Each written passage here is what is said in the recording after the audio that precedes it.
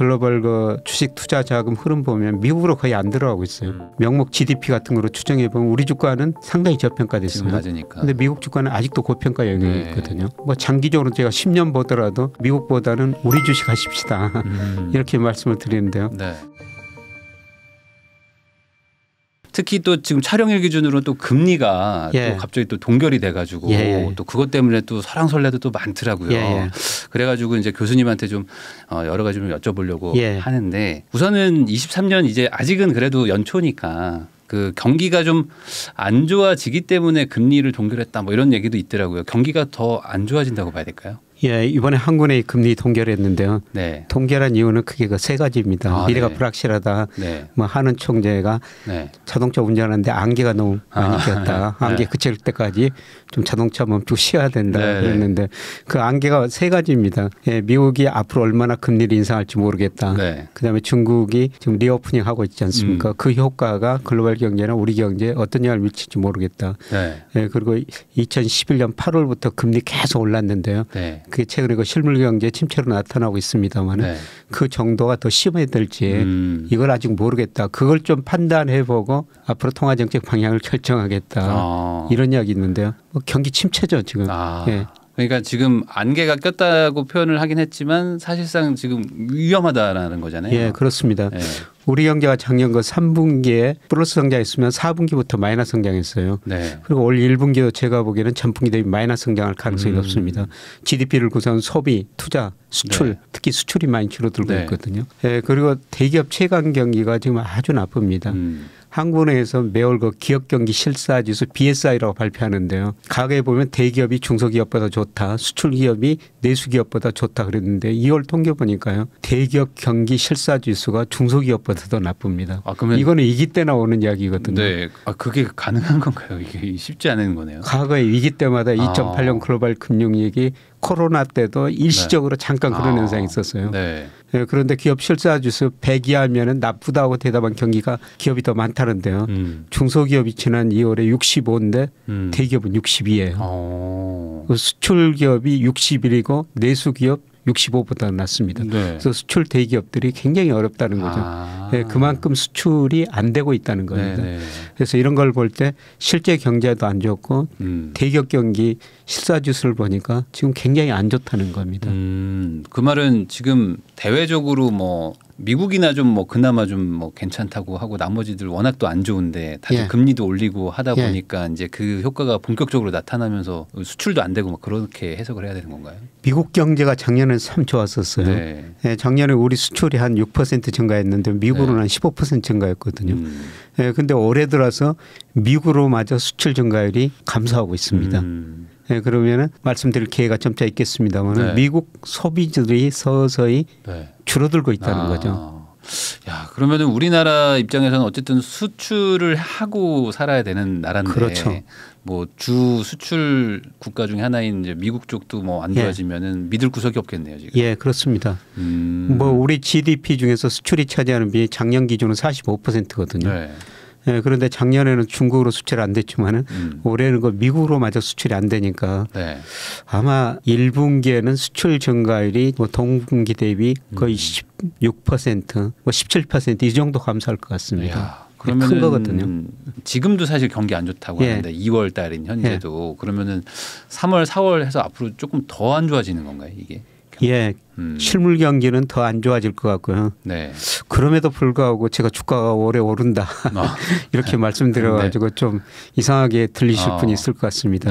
그런데 주가라는 거는 미래를 미리 반영하거든요. 예, 제가 사실 그 2001년 6월부터 주가가 조정을 보일 것입니다 이렇게 말씀드렸으면 그때 뭐 삼성전자 이익 엄청 늘어나고 경기 좋은 국면이었었어요. 예, 그런데 제가 그때 봤던 거는 선행지수 순환변동치라고 있는데요. 예, 그게 2021년 6월을 정점으로 꺾이기 시작했거든요. 제가 그걸 보고 앞으로 경기 안 좋아진다, 예, 주가도 떨어진다 그런 말씀을 드렸습니다마는 지금 예측해 보니까 그 선행지수 저점이 3월 무렵에 나타나요. 그러니까 현재의 경기는 안 좋지만은 미래의 경기를 나타내는 지표들이 조금 긍정적인 신호가 나타날 거라는 거죠. 오히려 그때와 반대로 약간 조금 긍정적일 수 있다. 그런데 제가 3월 무렵에 선행지수 순환 변동 제가 뭐 저점일 것이다 이렇게 말씀을 드렸는데 이번 주 목요일 날이요. 통계청이 경기 순환 선행지수 이런 걸 다 바꿔버려요. 그래서 지금 바꾸기 전 데이터 가지고 제가 말씀을 드리고 있습니다만 또 바꾸면은 또 어떤 거 다른 결과가 나올지는 모르겠습니다만 일단 현재 경제 지표는 정말 안 좋습니다. 그러나 미래 경제 지표들은 서서히 개선된 조짐 나오고요. 아마 내년에는 경기가 회복될 것이다. 이렇기 때문에 뭐 주가가 지금 뭐 2,135에서 2,150까지 올랐다가 좀 다시 좀 조정을 보이고 있습니다만은. 뭐 미래 경기를 그만큼 반영하면서 주가가 지금 미리서 반영하는 것 같습니다. 야, 그러면은 최근에 좀 그 위기라고 했던 때가 이제 그 2008년, 2009년 뭐 금융위기 때니까 그때 대비해 가지고는 체감할 수 있는 어떤 그 경기에 좀 안 좋은 수준이 그때보다 더 안 좋다고 봐야 될까요? 그래도 그때보다 낫다고 봐야 될까요? 그때보다 급격한 경기 침체는 아니에요. 급격하진 않다. 속도가. 그런데 문제는 뭐냐면은 그때는 재정정책, 통화정책 여유가 있어가지고 미국도 엄청나게 돈 불고 정부도 돈 썼거든요. 그래서 경기가 V자형을 회복됐어요. 2020년 코로나 때도 마찬가지입니다. 그런데 워낙 정부가 많이 돈을 쓰다 보니까 정부가 부실해졌고 그다음에 기업 가계부채가 많은 상태입니다. 그래서 그때처럼 통화정책, 재정정책을 쓸 여지가 없기 때문에 이번엔 그때 같은 급격한 침체가 아닌데요. 회복 속도도 느리고 또 오랫동안 좀 저성장을 할 수밖에 없습니다. 그리고 가장 중요한 거는 차별화예요. 사실 대기업은 그때보다 지금 훨씬 더 좋습니다. 예전 그때보다는 좀 체력이 좋다는 얘기죠. 대기업은 현금도 지금 많이 가지고 있고 좋거든요. 그런데 중소기업, 자영업자 이런 분들은 사실 그때보다도 더 힘들죠. 그렇죠. 그 일반 이제 우리 시청자분들이라고 할 수 있는 그냥 일반 어떤 회사원 분들이라거나 아니면 자영업자 분들은 체감하기로는 그때보다 더 안 좋을 수도 있다. 그렇죠. 실제로 제가 뭐 자영업자 분들 만나 보면은 뭐 97년 외환위 2008년보다 더 어렵다 이런 말씀하시는데요. 차별화가 너무 심화돼 가지고 중소기업, 영세 자영업자 이분들은 굉장히 힘들죠. 특히 우리나라 중소기업이 작년과 한국은행 통계 보니까요. 50%가 이자 보상 비율이 1 미만이거든요. 이건 무슨 의미냐면은 우리나라 중소기업 50%가 1년간 영업이익 내가지고 이자도 못 갚는다는 겁니다. 이자도 못 낼 정도로 돈을 못 버는데. 그동안 금리는 올라버렸죠. 경기가 좋으면은 뭐 이익 내가지고 이자 갚으면 되는데요. 지금 경기마저 나빠지고 있거든요. 중소기업은 참 어렵습니다. 그러면 아까 이제 그 한은 총재 말을 빌어서 말씀해 주셨지만 지금은 안개 꼈기 때문에 좀 우선은 조금 뭐 속도를 어찌 보면 뭐 동결이라는 게 뭐 속도를 약간 좀 늦추는 거일 수도 있고 뭐 다시 또 금리 인상을 할 수도 있고 뭐 여지를 약간 좀 남겨놓긴 했었잖아요. 그러면 요거는 우선은 동결로 앞으로 쭉 간다고 해석하는 건 너무 좀 과한 의견일 수도 있을까요? 뭐 한은 총재가 이번에 금리 동결하면서 금리 인상 사이클이 끝났다고 생각하지 말라. 이렇게 강력한 신호를 보냈거든요. 그래서 한 번쯤은 올릴 수 있어요.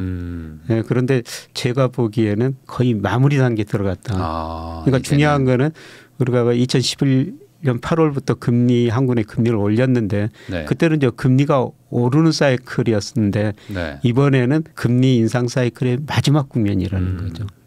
그래서 올리더라도 제가 생각하면 한 번 올리고 끝날 것 같아요. 제가 그렇게 보는 건 지금까지 경기 말씀드렸습니다만 지금 물가가 문제죠. 뭐 1월 소비자 물가가 5.2% 올라가지고 상당히 많이 올랐거든요. 그런데 한은 총재가 3월부터는 4% 후반에 접어들 것이다. 4월부터는 물가 상승이 낮아질 수밖에 없는 이유는요. 작년 2월에 러시아하고 우크라이나 침공했지 않습니까? 그러면서 유가 등 원자재가까지 급등해 버렸어요. 그래서 작년 3월에서 6월까지가 물가 상승이 굉장히 높거든요.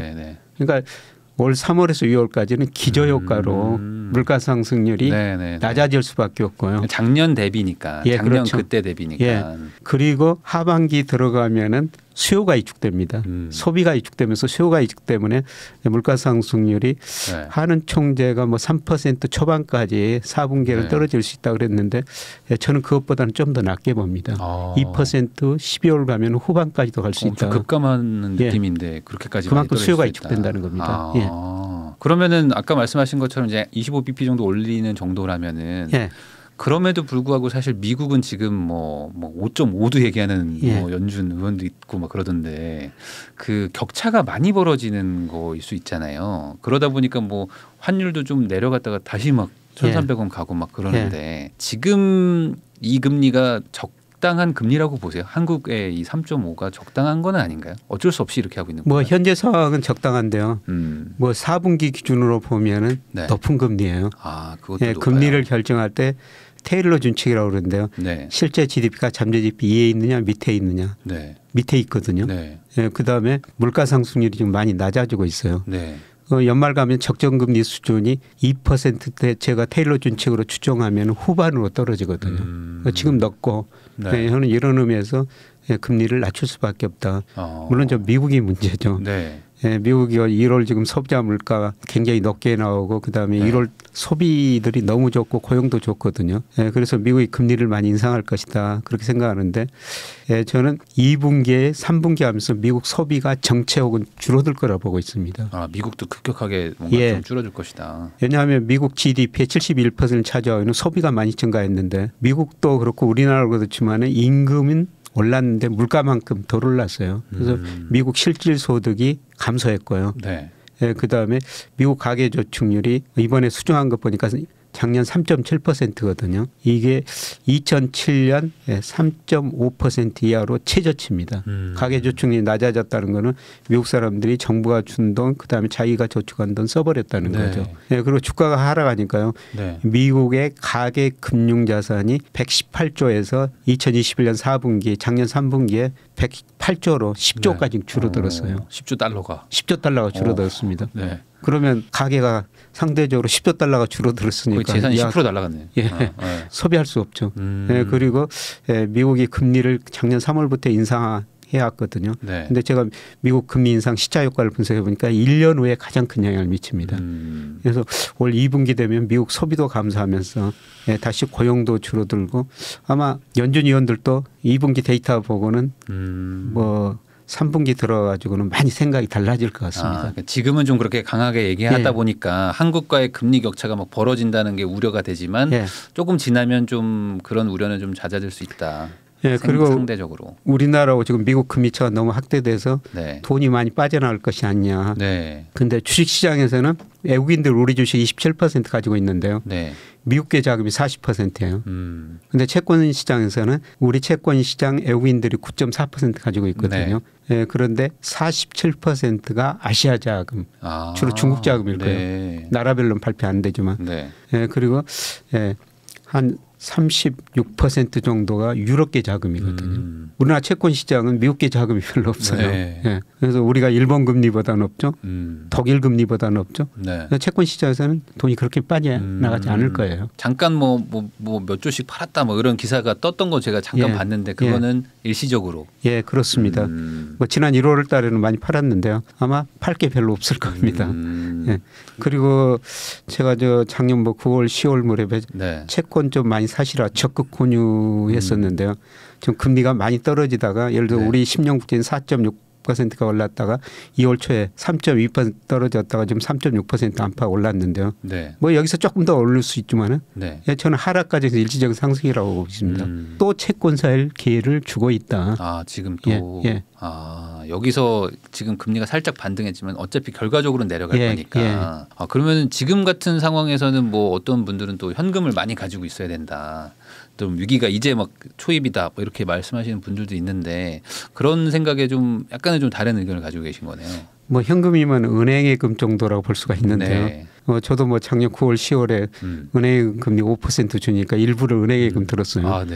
그런데 그 은행 뭐 오늘 또 나오면서 들어가 봤습니다만 가장 높은 게 3.5%예요. 요즘 많이 떨어졌더라고요. 이것도 높은 수준입니다. 이것도 앞으로 저 금리 더 떨어질 거예요. 이럴 때는 저는 현금보다는 차라리 은행예금 가지고 계시려면 채권을 사시는 게 더 나을 것 같습니다. 채권은 그 금리가 떨어지면 채권값이 올라가니까. 그렇죠.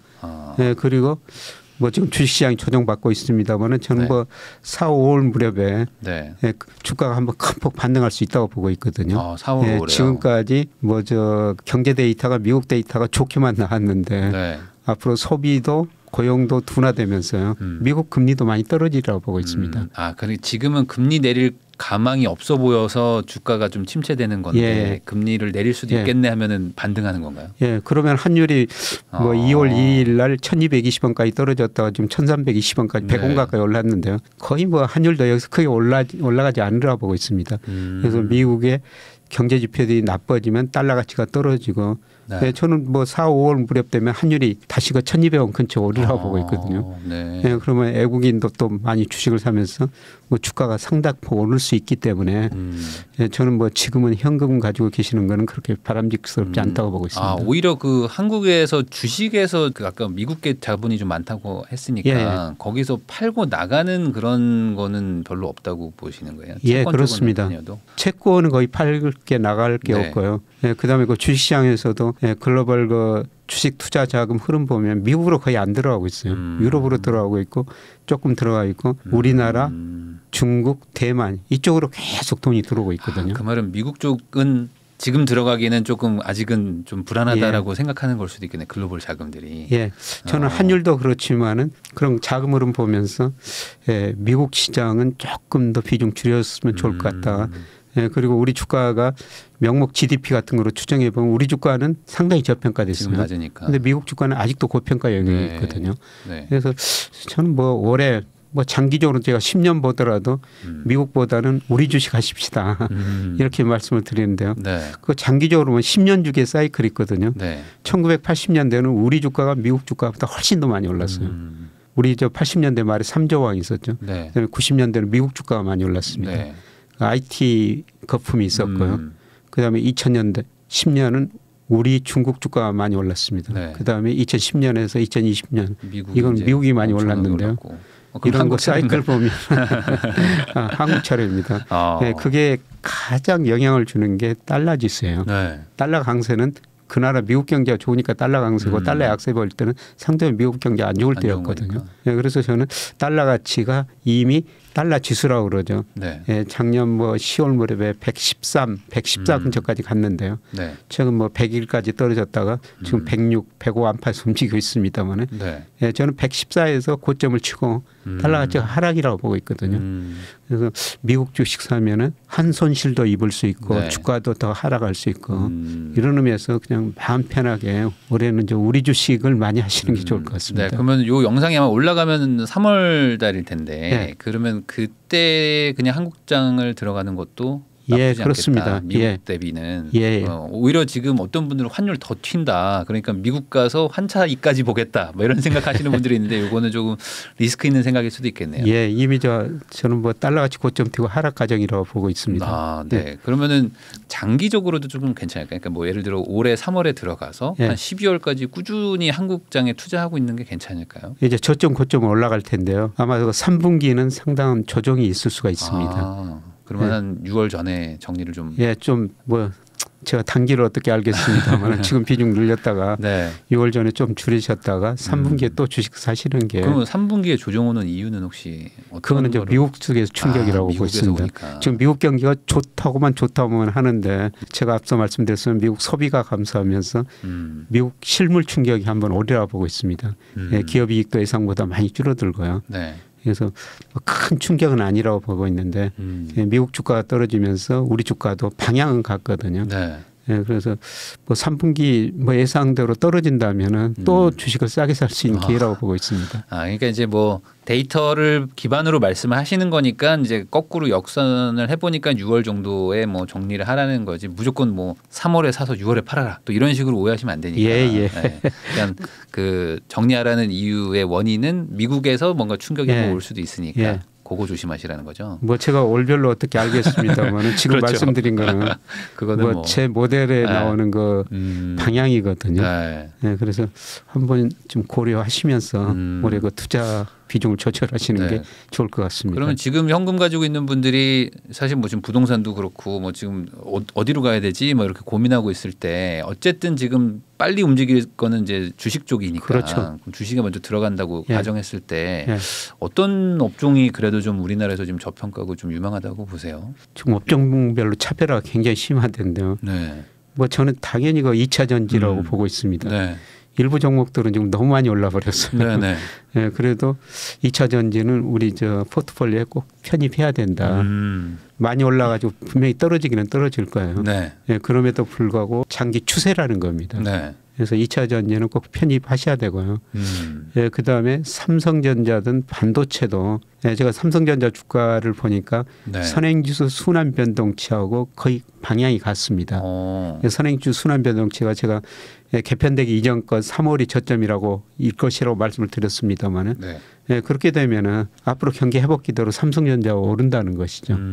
예, 그래서 2차 전지 그다음에 반도체 네. 이런 것들 비중을 좀 늘리시는 게 좋을 것 같고요. 예, 그다음에 뭐 앞으로 성장 산업이 로봇이거든요. 네네. 예, 사실 제가 울산에 있는 포항에 있는 공장 몇 군데 가봐도 로봇이 일하고 뭐 요새는 저 서비스업까지 네. 웬만하면 로봇이 다 일해주지 않겠습니까? 우리나라가 자동화율이 뭐 세계 최고라고 하더라고요. 예, 그렇습니다. 네. 예, 그래서 뭐 로봇에는 종목들이 그 변동성이 심해가지고 종목보다는 네. 그 관련된 그 ETF 뭐 이런 게 사시는 게 좋을 것 같습니다. 네. 예, 저는 뭐 로봇 공부를 하기 위해서 개별 정보를 하나 사봤는데요. 네. 예, 지금 뭐 너무 많이 올라가지고 이게 정상인지 비정상인지. 아 그래요? 예. 아 그러면 오히려 그게 너무 우리나라 한국 주식은 저평가지만 고로 섹터는 또 고평가라고 볼 수 있을 수도 있는데 예. 그럼 단기적으로 접근하는 분들 입장에서는 거기는 좀 보면 안 될까요? 뭐 아까 말씀하신 대로 3월에 예. 들어갔다 6월에 나와야지 하는 분들 입장에서는 예. 그래도 그런 분위기가 있는 곳에 들어가는 게 나을까요? 예, 차라리? 올해는 뭐 주가 지수는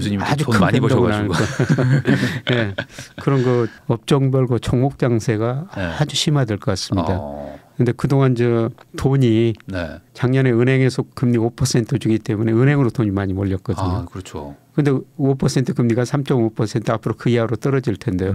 금리가 떨어지니까 이제 네. 돈들이 은행으로 덜 가고 있어요. 예, 지금 단기 부동자금이라고 그러는데 대표적으로 네. MMF죠. MMF가 작년 말에 150조였어요. 네. 근데 최근에 보니까 200조에서 왔다 갔다 하거든요.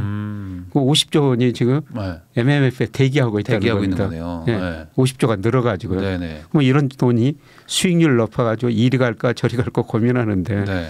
예, 저는 그런 돈 일부가 지금 주식시장으로 들어오고 있다고 보고 있습니다. 은행 쪽으로 가기는 쉽지 않을까요? 예. 3.5 정도로는 만족 안 한다. 3.5도 높은 금리니까요. 네네.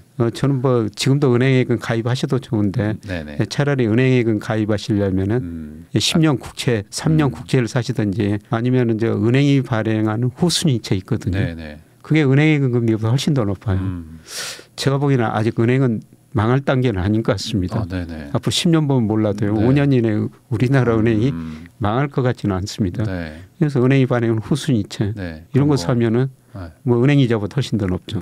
예. 사실 아주 단순한 개념인 거잖아요. 예. 은행 이자보다는 확실히 더 줄 거고 예. 은행이 망하지 않을 건데 예. 굳이 은행에 넣어놓을 이유는 없는 거니까 예. 은행채나 이런 거 사는 게 나을 수도 있는데. 그렇죠. 그리고 그런 네. 것들은 만기가 되면은 네. 원금도 주고 이자도 주거든요. 네.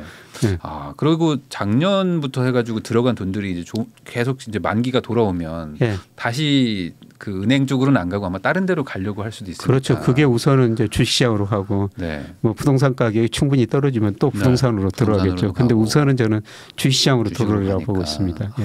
그래서 지금 분위기가 뭐 약간 좀 조정받고 이러고 있을 때 들어가서 예. 좀 아까 말씀하신 미국의 위기가 온다는 느낌이 들면 아 이제 금리 내리겠구나 하면서 한번 이렇게 예. 붐이 될 때 금리 내린다고 그러면은 예. 심각한 경기 침체거든요. 그러니까요. 예. 그런 충격이 하반기 한번 있을 것 같습니다. 내릴 것 같다의 기대감으로 올라서 예. 진짜 내리면 이제 예. 빠지니까 그 타이밍이 이렇게 될 수 있다는 거를 좀 감안해서 들어주시면 좋을 것 같다는 얘기신 것 같습니다. 지금 서강대 김영익 교수님과 이야기 나누고 있는데요. 아까 잠깐 얘기 한번 해주셨지만은 미국의 기준금리가 어쨌든 우리나라보다는 조금 당분간 더 올린다 예. 이런 얘기들이 뭐 지금 강하게 나오고 있고 뭐 상단이 뭐 점점 올라가고 있고 뭐 이렇게 좀 부정적인 우리나라 입장에서는 좀 걱정되는 소식들이 계속 나오고 있는데 미국의 기준금리 한 어디까지 올릴 거라고 보세요? 우선 거기는 미국 뭐 소비가 어떻게 되냐 물가 상승이 어떻게 되느냐 여기에 따라 달려 있는데요. 참 저는 미국 경제 보면서 탄력적이다 그런 생각이 드는데요. 예, 제가 저 미국 침체 확률을 제가 가지고 있는 모델로 계산해 보는데 작년 12월에 16%까지 올라갔어요. 근데 올 1월 달에 0%로 떨어져 버렸습니다. 1월 달에 소비 좋았죠. 예, 그다음에 물가 상승이 예상보다 좋게 나왔고 특히 고용이 엄청 좋게 나왔거든요. 예, 그런데 과연 이런 것들이 계속 지속될 것인가. 네. 예, 특히 소비가 계속될 것인가. 예, 작년에 미국 경제가 2.1% 성장했는데요. 소비의 기여도가 1.9%포인트입니다. 그러니까 소비가 증가 안 했으면 미국 경제가 0.2% 성장했다고 그러는데요. 네. 예, 제가 미국 소비의 순환 변동치를 구해보니까 이미 정점은 치고 꺾이고 있는 중이에요. 꺾이고 있다. 아마 2분기, 3분기 가면 소비가 저는 마이너스 되리라고 보고 있는데 앞 시간에 말씀드렸습니다마는 예, 미국 임금은 올랐는데도 물가가 더 오르다 보니까 실질 가처분 소득이 정체죠. 미국 가계 저축률 매우 낮아졌죠. 네. 그다음에 자산가액 떨어졌죠. 부가 줄어들고 있죠. 네. 예, 그다음에 금리 인상 시차 효과가 1년 정도 나타나는데 그게 2분기 정도랄 거라는 겁니다. 예, 그래서 아마 미국 소비가 줄어들면은 기업 매출도 줄어들고 네. 네, 기업들이 고용을 줄일 수가 있습니다. 레리 서머스 하버드대 전 총장 그다음에 재무장관 있지 않습니까? 네. 이분이 그 미국 1월 고용 보고 참 해소하기 힘들다 그러면서도 미국 경제가 서든 스톱을 할 수 있다. 갑자기 멈출 수도 있다. 그 무슨 내용이냐면은 지금 기업들이 고용을 엄청 해놨거든요. 네. 네, 그런데 소비가 줄어들고 매출이 줄어들면 기업들이 야 내가 고용을 많이 늘려놨구나. 네. 갑자기 줄여버릴 수가 있다는 거예요. 야, 근데 어떻게 그렇게 막 급격하게 막 바뀌나 보죠, 미국은? 예, 미국은 참 경제 지표들이 탄력적이에요. 네. 얼마나 탄력적이냐면요. 예를 들어서 2020년에 코로나가 발생했지 않습니까? 네. 3, 4월 달에 미국 비농업분의 일자리가 2천만 개 정도 줄어들거든요. 그 이전 10년 동안 늘었던 일자리가 네. 단 2달 사이에 줄어버리고요. 고용이 그렇게 줄으니까 미국 사람들이 소비를 갑자기 줄여버리죠. 네. 그래서 미국 실제 GDP가 잠재 GDP 밑으로 2020년 2분기에는 10% 밑으로 떨어져 버리거든요. 고용 안정성이라는 개념이 별로 없으니까. 그렇죠. 거기는. 기업들이 경제가 어려우면 당신 그만둬. 당신 출근했을 때 뭐 예고도 오늘 나가라고 그냥. 네. 그것도 트위터 일론 머스크 회장 그냥 저 메일로 그냥 고용을 절반 줄여버리고 있지 않습니까? 네. 그런데 또 그걸 또 쿨하게 또 받아서 또 나가시고 또 이러는 분위기니까 워낙 탄력적이군요. 예. 그리고 또 경제가 좋으면 일자리 생겨가지고 그 사람들 일자리 찾으니까 뭐 잠깐 쉰다고 해고하면은 잠깐 쉬는 거죠. 네. 하긴 또 뭐 그런 문화인 거니까 또. 예. 아 그러면은 많이 올려야 한 번 정도 아까 얘기하셨던 것 같기도 하고. 예, 저는 원래 저 3월 FOMC도 한 번 올리고 끝날 것이다. 예, 그렇게 예상했는데 뭐 지금 어떻든 1월 고용 데이터 그다음에 소비 데이터가 워낙 좋게 나오고 물가가 예상보다 높으니까 올리긴 올릴 것 같은. 한 번 더 올릴 수는 있는데요. 네. 중요한 거는 이제 미국도 금리 인상 사이클 마무리 국면이라는 겁니다. 작년 3월부터는 계속 금리를 올렸으니까 그 올리는 추세였는데요. 네. 지금은 올리더라도 사이클의 마지막 부분, 금리 인상 사이클의 마지막 부분이라는 겁니다. 그러면은 그 연준 뭐 일부 위원들이 말하는 뭐 엄청 강력한 멘트들은 좀 물가 인상을 좀 억제시키려는 어떤 그런 의도라고 봐야 될까요? 이런 데이터를 모르지 않을 텐데. 그렇죠. 뭐 가치관의 차이인가요? 저 중앙의 가장 중요한 목표는 물가 안정이지 않습니까? 물가 2% 목표를 설정했는데 지금도 그것보다 훨씬 더 높으니까 중앙의 입장에서는 계속 좀 물가 안정을 위해 가지고 강한 어조의 얘기를 인플레 기대 심리를 강하게 꺾어야 되죠. 네, 그런 의도지 실제로 거기까지 가기에는 뭐 데이터들을 봤을 때 이제 교수님이 개인적으로 이렇게 데이터를 수집해 봤을 때는 좀 무리일 수 있다. 예, 그렇죠. 예, 그래서 뭐 달러 가치가 좀 반등했지만 달러 가치가 113, 114에서 최근에 100일까지 떨어졌는데요. 제가 보면 애한시장, 채권시장, 주식시장이 있는데 외환시장이 가장 똑똑합니다. 미 달러 가치가 10%가량 떨어진 거는 외환시장이 보기에는 미국이란 경제가 4.75% 기준금리 하에서는 견딜 수 없다. 어느 시점에서 금리 인상 멈추고 금리 내리고 금리를 내리면 미국으로 돈이 덜 들어갈 것이다. 그래서 달러 가치가 하락한 거거든요. 시장이 옳은가 연준 위원들 판단이 옳은가 그거는 결국 소비가 말해줄 거예요. 네. 그래서 소비가 계속 좋으면은 뭐 연준 위원들이 생각하는 것처럼 금리 계속 오르고 근데 제 생각처럼 소비가 줄어들면 고용도 급격히 감소하고 애한 시장이 오를 거라는 거죠. 경제 성장의 대부분이 소비였는데 소비가 예, 줄어버리면 그렇습니다. 경제가 당연히 침체인데 예. 어떻게 올리겠느냐. 예.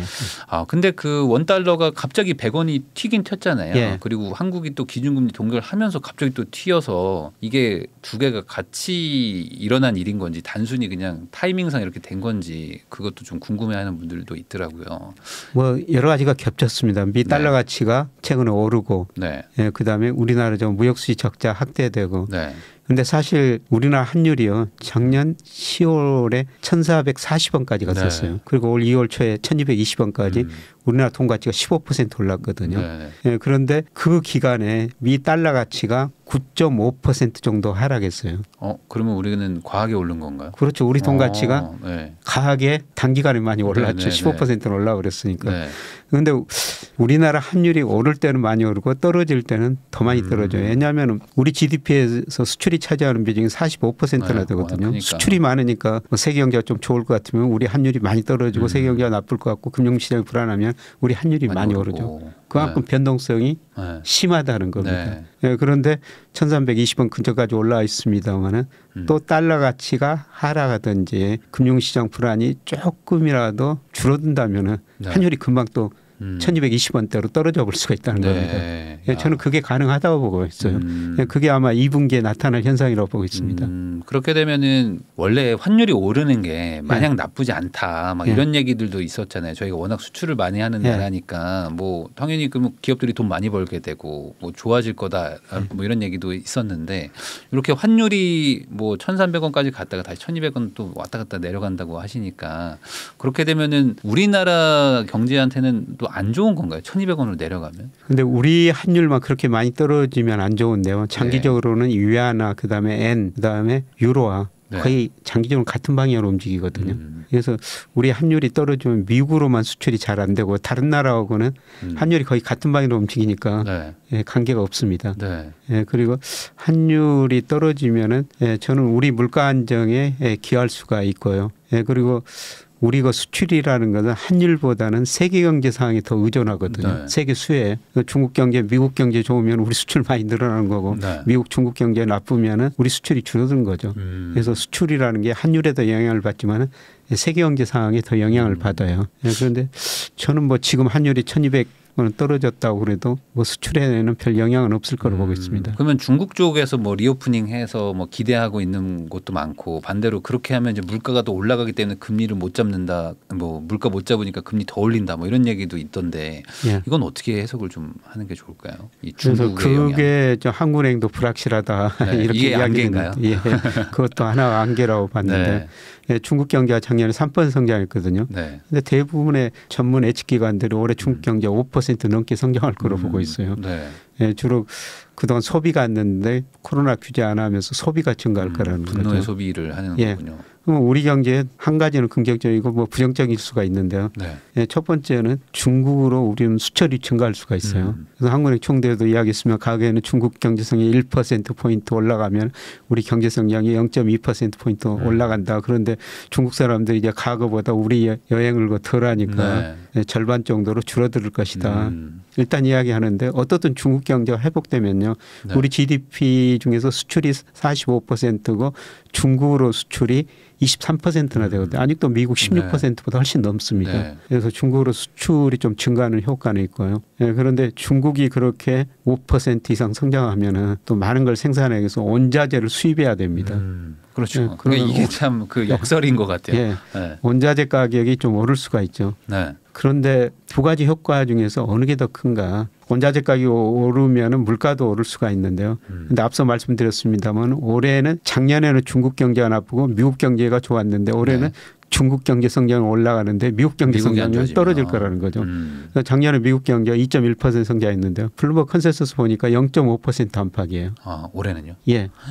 엄청 빠지는 거죠. 그러면 중국은 수요가 늘어나는데 미국 쪽에서 수요가 줄어드니까 미국 GDP가 세계 GDP에서 차지하는 비중이 24%, 중국 18%거든요. 더 큰 나라가 수요가 위축되니까 예, 전체적으로는 중국 때문에 물가가 오르는 효과가 미국 때문에 상쇄될 수가 있는 거죠.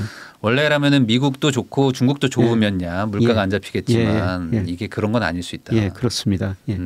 그렇게 되면은 한국한테는 근데 이것도 한국도 또 문제가 있네요. 미국은 또 수출이 안 되고 중국은 수출이 되는 거니까. 한국 경제가 뭐 회복한다라고 보기까지는 조금 어려울 수도 있겠네요. 이게. 그래도 중국 수출 비중이 23%, 미국 비중 16%니까요. 그럼 오히려 그래도 좀 낫네요. 그래도 좀 중국 경제가 성장해 주면은 올해는 중국 쪽으로 수출이 좀 증가할 것 같습니다. 네. 그리고 물가는 생각보다는 덜 오를 수도 있고. 예. 아마 지금 1, 2월 지금 우리 무역 수지 적자가 큰 폭으로 확대되고 아마 1, 2월은 경상수지가 적자 날 텐데요. 3월부터는 중국 쪽으로 수출이 되면서 무역수지 적자가 많이 축소될 것 같습니다.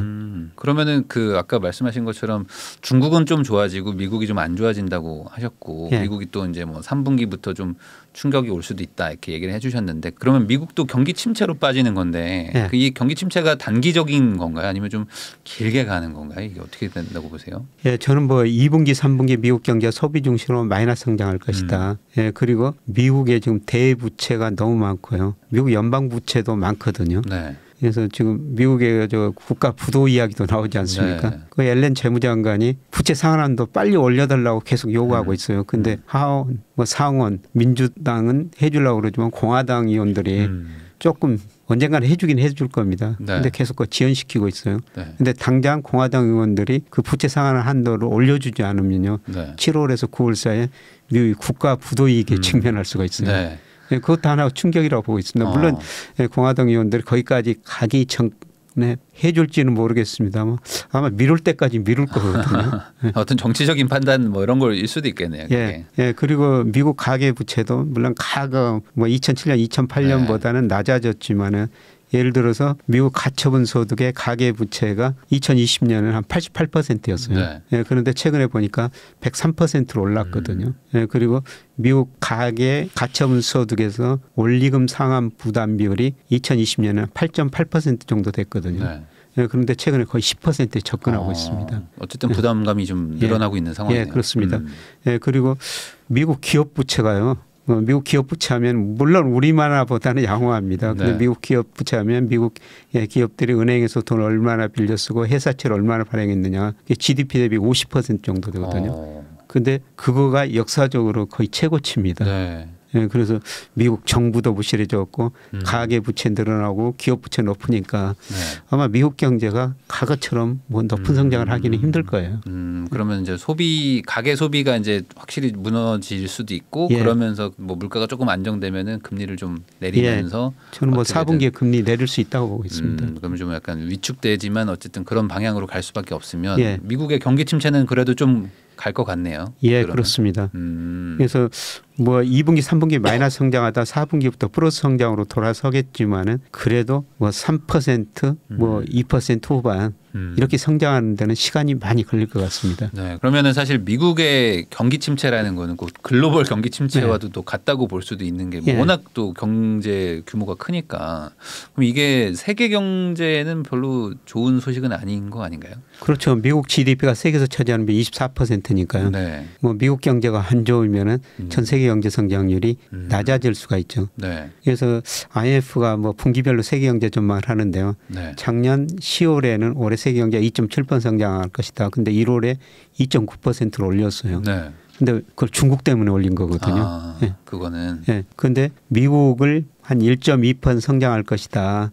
IMF가 그렇게 예측을 해놨습니다. 네. 예, 그런데 뭐 블룸버그 컨센서스처럼 0.5% 가면은 세계 경제 성장률 그렇죠. 낮출 수밖에 네. 없죠. 그래서 IMF가 4월 경제 전망하는데 전반적으로 성장률 전망치 좀 낮출 거라고 보고 있습니다. 네. 네. 당장 우리도 작년에 우린 낮췄던데요. 예, 미국으로만 수출이 거의 증가했거든요. 다른 지역으로 수출이 별로 안 증가했는데 미국으로만 거의 뭐 15% 증가했는데 네. 미국 소비가 줄어들면은 미국 수출이 줄어들고요. 네. 네, 그다음에 부정적인 영향은 미국 주가가 아직도 가대평가됐다고 말씀드렸어요. 네. 미국 주가가 떨어지면 그래도 주식형 펀드로 자금이 덜 들어오고요. 외국인도 우리 주식은 좀 덜 사게 되죠. 네. 이게 아마 3분기쯤에 나타나는 현상이라고 보고 있습니다. 그러니까 우리나라한테는 뭐 딱히 뭐 좋은 소식은 뭐 당장은 없네요. 단기적으로. 그러면 이런 뭐 경기의 침체 뭐 이런 것들이 결국에 좀 지나고 나서 회복이 되는 뭐 그런 시그널 같은 거는 뭐라고 보세요? 뭐가 좀 어떤 시그널처럼 나올까요? 아까 외환 시장이 똑똑하다고 말씀드렸습니다. 그 다음으로 똑똑한 게 채권 시장이에요.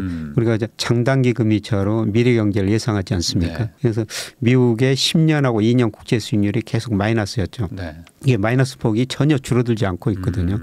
그런데 미국 경제가 침체에 빠지면요.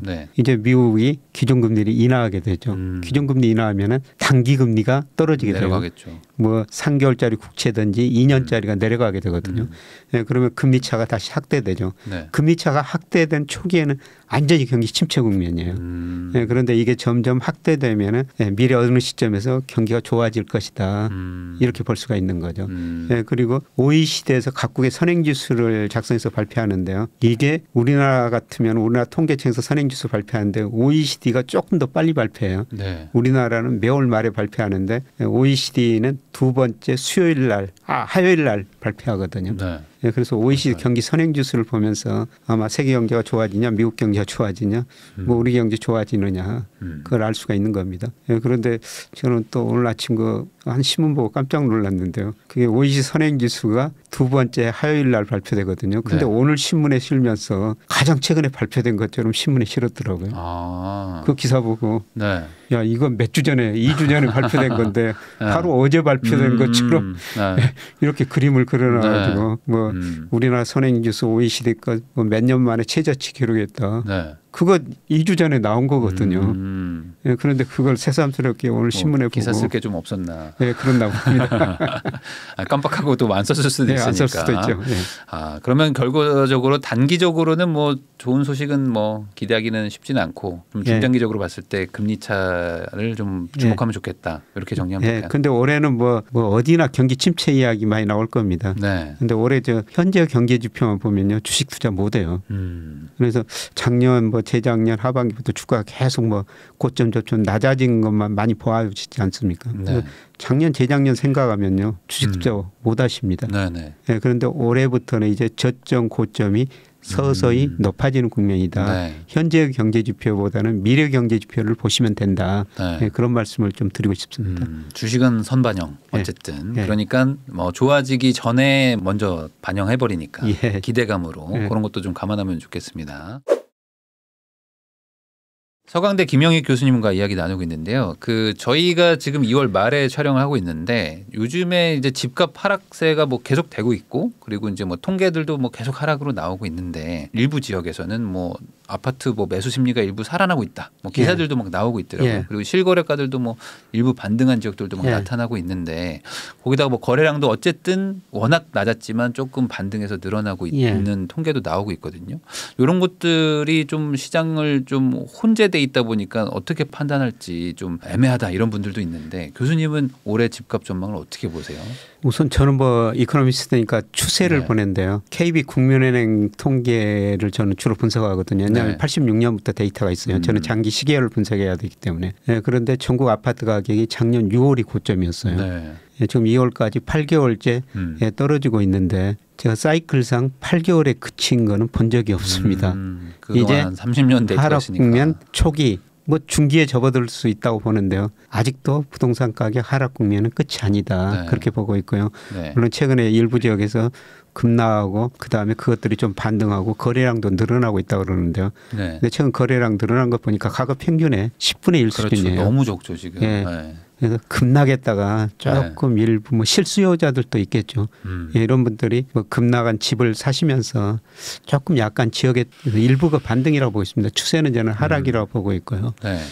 제가 추세 하락이라고 보는 거는 아직도 제가 보는 집값은 가대평가되어 있거든요. 집값을 평가하는 게 거시적으로 물가에 비해서 얼마나 올랐느냐 소득에 비해서 얼마나 올랐느냐 그다음에 월세지수 저는 세 가지로 평가하는데요. 아직도 전국 평균 집값으로 하면은 조만간 2월 데이터가 나와가지고 다시 분석해야 되겠습니다만 1월 데이터 가지고 분석해 보니까 한 20% 정도 가대평가되어 있어요. 특히 소득에 비해서 아직도 높은 수준이죠. PIR이라고 그러지 않습니까? 그래서 소득에 비해서 집값이 얼마나 높은가 이게 하나의 기준인데요. 서울의 경우 2021년 말에 19배였다가요. 네. 작년 3분기 보니까 17.7배로 떨어졌거든요. 네. 서울 중간가구 기준인데요. 서울 중간가구 소득을 가진 사람이 서울 중간에 있는 집을 하나 사기 위해서는 뭐 작년 3분기라도 18년 정도 거의 네. 안 쓰고 모아야 된다는 거죠. 근데 이게 2008년 이후로 장기 평균 12배예요. 저는 12배까지는 안 가더라도 아직도 높다. 그러려면 분명히 있는 소득이 증가하든지 네. 집값이 떨어져야 되죠. 네. 물론 소득이 증가하기는 증가할 거예요. 그런데 지금 경제가 어려우니까 소득 증가 속도는 굉장히 낮을 겁니다. 결국 분자에 있는 집값이 많이 떨어져 가지고 저는 거의 평균에 접근해 갈 거라고 보고 있습니다. 그러면은 뭐 단기적으로 뭐 조정을 받은 지역들 일부는 뭐 약간 반등한 것도 있겠지만 뭐 큰 틀에서 지금 평균을 얘기해 주시는 거기 때문에 전국적인 어떤 추세나 이런 것들은 아직 뭐 반등이라고 말할 요소는 사실 없잖아요. 지금 저는 뭐 하락 국면 뭐 초기 후반 정도, 중기 후반기가 한번 남아 있다고 보고 있습니다. 그러면 어떤 이 하락의 속도는 어떻게 보세요? 이 지금 상당히 가파르게 많이 빠졌었는데 요거는 좀 속도는 좀 완화된다고 보세요? 속도는 좀 완화되겠죠. 그러니까 뭐 저는 뭐 등산 참 많이 했습니다만 산 정상 가면 이렇게 마지막 분에 이렇게 굉장히 가파르지 않습니까? 가파르게 우리가 올랐어요. 그런데 여기까지는 좀 떨어져 있거든요. 그런데 산을 내려오려면 좀 조금 완만한 게 상당히 오래 걸릴 거라는 거죠. 사실 이게 굉장히 지루해요. 뭐 저는 산에 올라갈 때 보면은 정상까지 올라갈 때는 재밌는데요. 그 내려올 때가 정말 지루하거든요. 언제가 바닥이냐, 언제가 저 끝이냐. 등산을 많이 하다 보면은 저 내려올 때가 더 힘듭니다. 그러니까 이게 지금 정도의 속도로 더 떨어질 거라고 생각하면은 야 그게 어떻게 떨어지냐라고 생각하는 분들도 있겠지만 속도는 좀 줄어들고 기간이 많이 늘어나는 그런 말 그대로 산처럼 이렇게 늘어지는 그런 과정이라고 봐야 되겠네요. 그러면은 지금 그 정부가 어떤 이런 속도를 줄이려고 하락의 속도를 줄이려고 뭐 정책들을 막 계속 내보내고 있고 뭐 규제도 막 풀고 있는데 그 중에 뭐 가장 요즘에 뭐 인기라고 해야 될까요? 뭐 특례 보금자리론 나와서 지금 뭐 9억 이하는 막 대출을 해주잖아요. 소득 안 보고 해주는 것들이 있으니까 이런 것들은 좀 어떤 효과를 많이 좀 일으켰다고 보세요? 그런 것들이 일부 효과가 있는 것 같습니다. 그래서 그런 수요가 늘어나면서 집값 하락세가 일부 지역에서 멈추고 조금 반등한 것 같은데요. 이거로는 저는 충분하지 않다. 그리고 제가 뭐 장기적인 자산가격 사이클 보니까요. 정부가 사이클 방향은 바꿀 수가 없어요. 정도는 좀 조정할 수가 있죠. 뭐 어떤 기울기 정도만 조금씩 바꾸는 거지. 심지어 지난 정부에서 보면 어떻습니까? 그냥 20여 차례 이상 억제 정책을 내놨는데 계속 집값 올랐고 이번 정부에서 계속 규제 안 하는데 저는 방향은 바꿀 수 없다고 보고 있습니다. 제가 얼마 전에 저 공산당 관리를 만났는데요. 이 사람이 이런 이야기를 합니다. 자기들도 깨달아가고 있다. 사람 공산당은 통제할 수 있지만은 시장은 통제할 수 없다는 거를. 시장은 통제 못한다. 그래서 영국의 디 이코노미스트라는 유명한 경제주간지가 있는데 뭐 오래전에 그 표지에다가 시진핑 그림을 그려놨더라고. 시진핑이 모든 것을 통제할 수 있다. 말로는 그렇게 하지만 용타하고 추락하는 그림이에요. 중국도 시장은 통제할 수 없다는 거죠. 공산당도 안 되는데. 공산당도 그러는데 우리 자유민주주의 국가에서 시장은 통제할 수 없죠. 저도 제가 88년에 그 대신증권 입사했는데 그때 주식시장이 정말 좋았었어요. 그때 뭐 증권주들이 거의 뭐 마구 빠진 무렵에 상한가 치고 증권회사 보너스 많이 주고 그랬는데요. 그런데 89년 4월 7일 날 코스피가 1007 찍고 떨어지기 시작하더라고요. 1000 찍고 딱. 주가가 떨어지니까 뭐 투자자들 그때는 지금 같은 주식 투자 문화가 달라가지고요. 뭐 거래소 와서 그다음에 증권회사 와서 시위 같은 거 많이 하셨었어요. 그래서 정부가 2조 7천억 한국은행이 돈 찍어내가지고 세계 투신사한테 돈을 줬거든요. 며칠 올랐어요. 그리고 계속 떨어지죠. 시장은 정부가 해결할 수 없다는 겁니다. 그러니까 지금 어떤 뭐 실사용자, 실거주자들 위해서 뭐 이거 뭐 이렇게 하고는 있지만 사실 어떤 뭐 대세적인 분위기를 바꾸기에는 역부족이다. 저는 그렇게 보고 있습니다. 그러면은 사실 대출도 많이 풀어주지만은 뭐 그동안 어떤 규제들이 있었던 것들을 많이 완화라고 해야 될까? 그러니까 예전에는 집값 오르지 않게 하는 규제들을 이제 없애가지고 혜택은 아니지만 규제는 안 하는 지금 분위기로 가고 있잖아요. 규제 지금 많이 풀어지고 있죠. 네, 그러면은 이거 자체는 뭐 대세적인 영향은 없겠다고 보지만 그래도 뭐 의미 있는 행위라고 보세요. 의미 있는 행위는 행위죠. 규제 지금 많이 안 하고 정부가 그 연착륙을 지금 목표로 하고 있습니다. 이런 분위기에서 규제를 하면 더 심각해지니까 풀어놓긴 해야 된다. 뭐 이런 얘기를 하던데. 그런데 지금도 규제는 아직도 남아 있는 게 있지 않습니까? 예를 들어서 강남 3구하고 그다음에 용산구는 아직 규제 안 했고요. 그다음에 DSR이라고 그거는 40%로 유지하고 있지 않습니까? 저는 결국 용산이고 강남이고 뭐고 간에 다 규제 해제하고 DSR 한도도 좀 올려줄 때 그때까지 가야 된다고 보고 있습니다. 아직은 정부가 뭐 상황을 좀 지켜볼 만한 여력이 있어 보인다. 뭐 그렇게 생각하는 분들도 많거든요. 그러니까 아직은 바닥이라고 보기엔 좀 어렵다. 그리고 아까 말씀드렸지만 시장이 추세를 바꿀 수 없다고 말씀드렸지만 자산 가격이라는 게 연착륙이라는 게 없어요. 지금 정부는 부동산 연착륙을 원하고 있죠. 근데 자산 가격이 오를 때는 펀더멘털을 항상 가대평가하고 떨어질 때는 가소평가합니다. 대표 주가죠. 2021년 6월 무렵에요. 우리 코스피하고 상관계수가 제일 높은 게 일평균 수출 금액이에요. 36% 코스피가 일평균 수출 금액을 가대평가했습니다. 제가 그걸 보고 주식 비중 많이 줄이셔야 됩니다. 이 말씀을 드렸는데요. 지금은 그 10% 정도 가소평가해 버렸거든요. 경착륙이죠. 부동산은 주가보다는 변동성이 덜합니다만은 집값도 펀더멘털을 가대평가했다고 또 가소평가 영역이 있다는 겁니다. 그런 의미로 보면은 어쨌든 간에 지금 과소평가한 지역들도 있을 수도 있잖아요. 뭐 물론 이제 좀 더 하락일 수도 있지만 지역마다 그러면은 지금 물론 지역마다 차이가 있습니다. 그렇지만 뭐 평균치로 말을 하는 게 가장 뭐 좋을 것 같아서 평균치 기준으로는 좀 어느 정도의 더 하락을 좀 보십니까? 저는 아까 말씀드렸습니다. 우리가 물가 그다음에 PIR, PRR 월세 지수에 비해서 이걸 보면요. 뭐 1월 말 기준으로 아직도 전국 평균 집값이 20% 정도 가대평가돼 있습니다. 그러니까 평균이 20%라면은 이거 지역에 따라는 이미 많이 떨어진 독도 있습니다만은 앞으로도 더 많이 떨어질 거라는 거죠. 그러면은 평균이 한 20% 정도는 더 내려가야지 된다. 그거가 한 바닥 정도 수준일 거다라고 이제 봐도 될까요? 그렇게 보고 있습니다. 그러면은 지금 평균이니까 이제 뭐 많이 빠진 데들은 이제 거의 뭐 안 빠지는 거고 좀 덜 빠진 데들이 좀 이제 내려가는 하락 실거래가 막 찍히면서 전체적인 평균을 낮춰야지. 마지막에 핵심 지역이 떨어지거든요. 그래서 핵심 지역까지 그렇게 떨어지면은 20% 떨어지는 거죠. 그러면 지금 강남 3구랑 용산은 안 풀어줬는데 거기들도 막 빠지면 그때 이제 풀어주고. 풀어주고도 안 되면 뭐 DSR이든 뭐든 뭐 일시적으로 풀어주고 뭐 그런 것들이 나와야지 사실은 이 20%가 빠질 거잖아요. 그렇습니다. 그러면 아직은 거기까지 안 갔기 때문에 역설적으로 지금은 아직 초중반 정도. 요새 이제 금리가 좀 떨어지기 시작하고 있습니다. 그러니까 금리가 떨어지면 집값이 오를 거 아니냐 이런 전망도 나오고 있는 것 같습니다. 물론 집값을 결정하는 가장 중요한 요소가 하나 중에 금리인데요.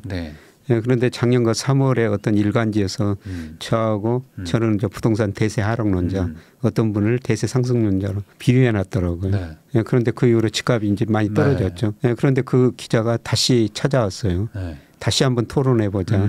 지금 금리가 떨어지니까 그쪽 사람들은 집값이 올라간다고 주장하고 있다. 다시 또 올라간다. 근데 제가 뭐 통계적으로 분석해 보면 집값을 결정하는 가장 초기에는 중요한 요소가 금리예요. 그런데 시간을 두고 집값을 결정하는 요소가 금리보다는 경기입니다. 그런데 현재 경기 상태를 나타내는 동행지 순환 변동치가요. 작년 10월을 고점으로 이제서야 떨어지기 시작했다는 겁니다. 경기가 나빠지면 우리가 집을 살 돈이 없어지는 거죠. 뭐 일자리도 많지 않고 월급이 많이 안 오르니까요. 그리고 문제는 우리 특히 그 젊은 분들 30, 40대 이분들이 뭐 영끌이라는 단어가 나올 정도로 이미 집을 많이 사버렸지 않습니까? 그래서 저는 뭐 금리가 떨어지더라도 기존에 그 집을 돈 빌려 사신 분들의 금리 부담은 줄어들지 모르겠지만 새로운 수요는 그렇게 많지 않을 거라는 거죠. 경기가 나빠지니까요. 그러니까 저도 지금 뭐 투자를 하고 있는 사람 중에 하나지만 사실 지금이 막 정말 적기냐, 지금이 사면 정말 바닥이냐라는 그런 생각이 잘 들지는 않거든요. 지금 사실 아까 말씀하신 것처럼 여러 리스크들이 많고 막 변수들도 너무 많은데, 물론 지나고 나면 뭐 다 알게 되겠지만 지금 현재를 사는 우리 입장에서는 야, 여기 이게 정말 바닥이라고 보고 사는 게 맞나라는 아직은 좀 불안감이 좀 저도 들어가지고. 이 바닥을 정말 찾기는 힘들죠. 네, 지나야지 바닥인지 아니까 사실. 그래서 뭐 제가 서강대 2015년에 들어가지고 뭐 제한테 배운 학생들이 직장 들어가지고 결혼하면 집도 있어야 되지 않습니까? 예, 저한테 찾아와가지고 집 언제 사야 됩니까? 이렇게 물어보는데요. 예, 참 저도 대답하기 힘든 거죠. 아니 그러면 그럼에도 불구하고 제가 또 여쭤볼 수밖에 없는데, 그러면 지금은 굳이 무주택자나 1주택자 분들은 뭐 급하게 생각할 필요는 없는 단계라고 봐야 될까요? 예, 저도 뭐 전세 살고 집 사보고 그랬었습니다만 사실 나이가 들수록 살 집은 하나 있어야 되거든요. 예, 그래서 학생들이 오면은 원금 상환 능력이 있느냐, 원리금 상환 능력 있으면은 지금 뭐 사도 된다. 그런데 지금 그 월급 받아가지고 부모님한테 돈 많이 받지 않으면은 그 살 돈 있고 원리금 상환 일부는 은행에서 빌려야 되거든요.